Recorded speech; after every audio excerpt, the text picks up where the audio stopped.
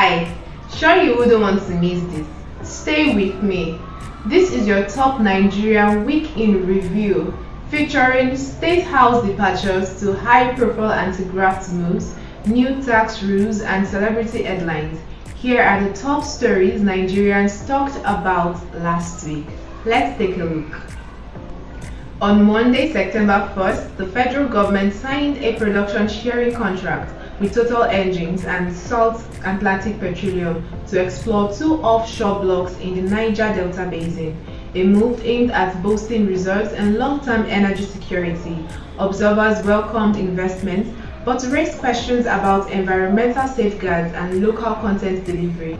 Civil society and local communities asked, how will host communities benefit, and what guarantees exist for environmental protection and jobs for Nigerians?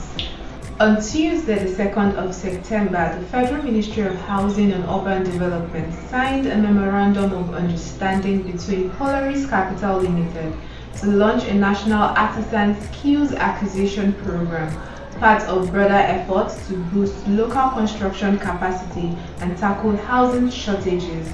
The ministry frames the scheme as a pathway to job creation and higher local content in construction. Stakeholders asked, will the program translate into real contracts with trained artisans, and will this help reduce building costs and improve quality? And on Wednesday, the United States approved approximately $23.5 billion in humanitarian assistance to Nigeria to help address acute hunger in conflict-affected zones, a step humanitarian agencies welcome amid growing needs. The aid spurred debate at home over international support and the government's capacity to protect vulnerable populations. Questions remain. Will these funds be distributed and monitored adequately? And what long-term steps will the government take to reduce dependency on emergency aid?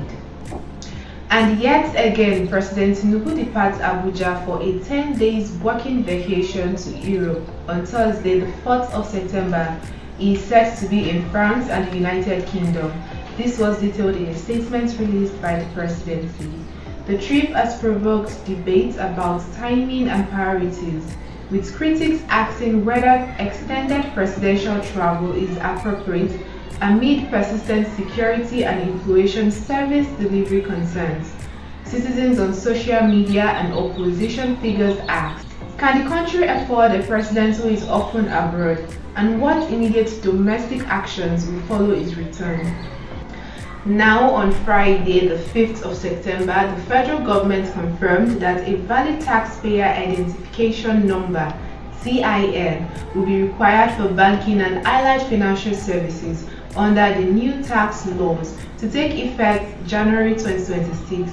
Officials say the move aims to widen the tax base and improve compliance. Many Nigerians, however, worry about access, data security, and the readiness of tax authorities to implement this at scale. Business owners and account holders are asking, how easy will it be to obtain a TIN, and will bank block accounts that lack a TIN before the deadline? The Economic and Financial Crimes Commission on 5th September declared Olasijibomi Ogundele, CEO of CG Motor Luxury Construction Limited, wanted over alleged money laundering and fund diversion. The announcement has triggered intense public scrutiny of property sector transparency and asset flow tracing. Nigerians are asking, will this probe lead to rapid forfeiture of suspicious assets? And is property sector finally being held accountable, or is enforcement selective? High-profile social coverage continued after Temi Otedola and Mr. Easy released wedding photographs this week. Nigerian media gave the story wide play, and social platforms beamed with praise and debate about culture, caste, and celebrity weddings. Social media users asked, should influencers and musicians normalize extravagant weddings in hard economic times? And what are the cultural messages these high-profile unions send to ordinary Nigerians? And that's a roundup from last week.